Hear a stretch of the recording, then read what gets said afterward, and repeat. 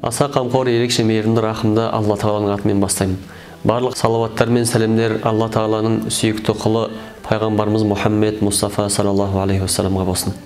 Бүгінгі қозғайтын тақырыбымыз Ұят-Имманның тармағының бірі деген тақырып иншалла. Әуелі пайғамбарымыз оған Алланың игілігі мен сәлемі болсын бір хадисінде айтады. Иман бұл ағаштың тамыры болса, ал ұят сол ағаштың бұтақтарының бірі деген. Яғни осы сөзден ұят деген нәрсенің иманның бір тармақтарының бірі болатындығына көз жеткіземіз иншалла. Пайғамбарымыз оған Алланың игілігі мен сәлемі болсын бір хадистерінде сөздерінде айтады. Ақиқатында ұят пенен иман егіз. Екеуінің біреуі кететін болса, екіншісі оның артына ереді деді. Өйткені ұят иманмен бірге жүреді. Қазағымыз айтады, өлімнен ұят күшті дейді.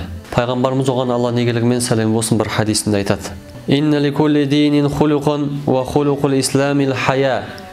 Ақиқатында әрбір діннің өзінің ерекше бір мінезі болады деді. Ал біздің ислам дінінің мінезі бұл ұят деген екен. Сондықтан да құрметті жамағат, құрметті халайық, ұят бұл мұсылманның әрбір күндігінде, әрбір іс-қимылында болуы тиіс болған асыл қасиетті мінез. Пайғамбарымыз оған Алланың игілігі мен сәлемі болсын бір хадис сөзінде айтады. Абу Хурайрадан жеткен бір хадисте иман 60 немесе 70 тармақтан тұрады. Ең абзалы ла илаха иллалла, яғни Алладан басқа құдай жоқ деген айтқаны. Ең төменгі дәрежесі жолда жатқан кедергіні алып тастау. Ұятта иманның бір тармағы деп, ұяттың иманның бір тармағы екендігін көрсетіп кеткен екен. Алла субханаху ва тағала адамзатты жаратқан кезінде жалпы адамзатқа берген қасиеттердің бірі осы ұят. Алла Тағала адам баласына ислам дінін нәсіп қылған кезде, мұсылман қылған кезде осы ұят қасиеті имандылығымен бірге ерекше күшейеді. Өйткені ұят иманмен бірге болады. Дегенмен, құрметті халайық, құрметті жамағат, ұяттың қолданатын жері бар, әрі ұяттың қолданбайтын жері бар екен. Ұяттың қолданатын жері Алла Тағаланың тыйған нәрсесін тыйылу. Осы нәрседен бізді мәселенделі қандайда бір күнәлі іс алдымызға кеп тұратын болса, Алла Тағаланың тыйған нәрсесі алдымызға кеп тұратын болса, бізді ол нәрседен тыйып отыратын әуелгі иман, әрі иманмен бірге ұят деген нәрсе бар. Расында Алла Тағала барлық нәрсені білуші, Алла Тағала барлық нәрсені көруші. Пайғамбарымыз оған Алланың игілігі мен сәлемі болсын хадисінде айтады. Ақиқатында Алла Тағала қараңғы уақыттағы қара тастың үстінде кетіп бара жатқан қара құмырсқаны біледі деген. Яғни Алла субханаху ва тағала барлық нәрсені білуші. Сондықтан да мұсылман адам жалғыз болсын, көпшілікпен болсын, әрдайым Алла Тағала оны біліп тұр. Сондықтан да сол ұят нәрсені өзінің ерекше бір қасиет ретінде ұстануы тиіс. Бірақ ұятты қолданылмайтын бір жерлері бар.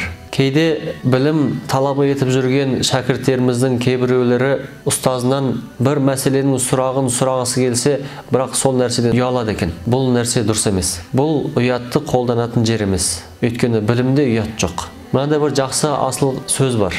Білімді екі адам аламайды дейді. Біріншісі тәкаппар адам, ал екіншісі ұялатын адам дейді. Ұялшақ дейді. Тәкаппар адам ол білетінен гөрі білмейтінді көп қой, мен оны білемін ғой деген нәрсемен кетуі мүмкін. Ал ұялатын адам сол өзінің білгісі келіп отырған нәрсесін ұстаздың алдына келіп сұрауынан ұялып отырады. Ислам дініміз бұл нәрседен, осы білім жағындағы білу мәселесіндегі ұялудан керісінше тыяды. Сондықтан да ұстаздарымыз айтпақшы, білім мәселесіне келген кезде ұялма, қалағаныңды сұра дейді. Айша анамыз бір сөзінде айтады. Ансарлардан болған әйелдер не деген таңғажайып әйелдер. Олар білім алу мәселесінде еш ұялмайды деген екен. Яғни білу мәселесінде, білім алу мәселесінде пайғамбарымыздан болсын, пайғамбарымыз саллаллаху алейхи вассаламның қасында болған сахабалардан болсын, пайғамбарымыздан кейінгі қалған үлкен сахабалардан болсын, бір мәселені, бір ғылымды, білімді үйренгісі келсе, ол нәрседен ұялмай сұрайды екен. Өйткені білімде ұят жоқ, құрметті халайық.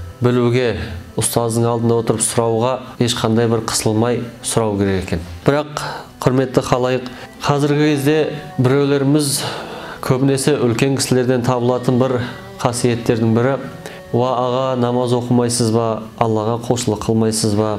Намаз оқып мешітке келіп мұсылмандармен бірге, намазхандармен бірге болмайсыз ба? Намаз оқымайсыз ба?" десек, кішкене ыңғайсызданады, ұялады. Өйткені қасында жүрген жолдастары бар, бірге мектепте оқыған жолдастары бар. Намаз оқиын десем, солардан қысылам. Неге? Өйткені ол артынан кеп, сен молда болып кеттің ба? Сен намаз оқып кеттің ба деп айтқан сөзінен ұяламын дейді. Құрметті халайық, ла илаха илалла Мұхаммад Расулулла деп өткен мұсылман адамның барлығы Алла Тағалаға құлшылық етуден ұялмауымыз керек. Кейбір адамдарды көріп жүрміз, Алла Тағаланың тыйған нәрсесін орындаудан, яғни күнәлі істі істеуден тайынбайтын, сол нәрсені істеуден ұялмайтын адамдарды көреміз.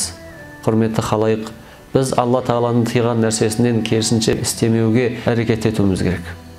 Жүсіп баласағыни, Алла о кісіні рахметіне алсын, бір сөзінде айтады: пәле жала жолын ұят кеседі, ұятсыздық ердің емсіз кеселі. Ашық мінез, пәктік, ұят серік боп, жарасады қуанышқа көрік боп. Адал ар мен ақ көңілде енелер екі жалған бақытына бөленер дейді. Міне, осы Жүсіп баласағыни, Алла о кісінің рахметіне алсын, осы қасиетті өте өнегелі сөзінен ақ қазақ аталарымыздың, қазақ салт дәстүріміздің де осы ұятқа өте жақын екендігін көреміз. Қоғамдағы кейбір бауырларымыз адам бойындағы басым болған ұятты кемшілік санап айыптап жатады. Айыптамас бұрын ұяттың қай жерде қалай қолдану керектігін әрине біліп алған жөн. Егер өз орнында қолданылмас болса, онда айыпталуға лайық. Ал егер бойындағы ұятын өз орнымен қолдана білсе, онда ұяттың өз мақсатында қолданылып, нағыз иманның бөлігінде болған көрінісін көрсетеді. Бұл сөзімізге пайғамбарымыз оған Алланың игілігімен сәлемі болсын, мына сөз дәлел екен. Бір күні пайғамбарымыз оған Алланың игілігімен сәлемі болсын, сенің ұялшақтығың саған залал тигізеді деген бір екі жігіттің қасынан өтіп бара жатады. Сонда екіншісіне айыптап атқан кісінің қасына келіп, сен оны олай айыптама, өйткені ұят иманның бір бөлігі деген екен. Яғни осы арқылы пайғамбарымыз оған Алланың игілігімен сәлем болсын, ұяттың иманның бір бөлігі екендігіне, ұяттың Алла Тағаланың құзырындағы үлкен қасиетті амал, қасиетті мінез екендігіне көрсетеді. Мұсылманның барлық ісі мен сөзінде ұят деген бақылаушы қажет. Мұсылман баласы тілі арсыз, мәнсіз сөздерден таза болу керек. Не айтып, не қойып жатқанына мән бермеу мұсылманға жараспайтын іс. Сондықтан да мұсылман адам сөзінде болсын, ісінде болсын, жүріс-тұрысында әрдайым осы ұят мәселесін алға қою керек екен. Пайғамбарымыз оған Алланың игілігімен сәлем болсын, мына бір көркем хадис сөзіменен қорытындылай келе, ол саллаллаху алейхи уассалам бір күні сахабаларын жинап былай деген екен: Алладан шынайы түрде ұялыңдар.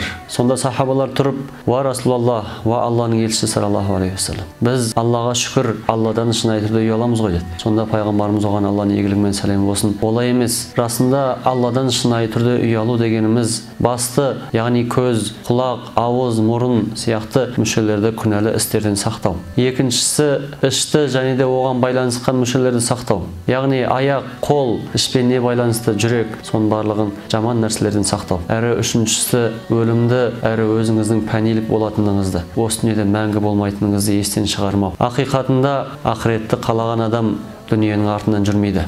Міне, Алладан шынайы түрде ұялу деген осы деп пайғамбарымыз Мұхаммед, оған Алланың игілігімен сәлем болсын, айтып кеткен екен. Құрметті халай, құрметті жамағат, бүгінгі таңда біз Алладан гөрі Алланың жаратқан нәрселерінен көп ұялып қалатын сияқтымыз. Сондықтан да құрметті халайық, Алла Тағала барлығын көруші, Алла Тағала барлығын білуші. Біздің ұялатын нәрсеміздің ең лайықтысы ол Алла Тағалаға. Біздің қорқатын нәрсеміздің ең лайықтысы ол Алла Тағала. Алла субханаху ва тағала баршамыздың имандарымызды, ұятымызды кемел қылсын иншалла. Алла субханаху ва тағала халқымызды аман, елімізді тыныш қылсын иншалла. Алла Тағала разы болсын, Алла береке берсін. Ассаламу алейкум ва рахматуллахи ва баракатух.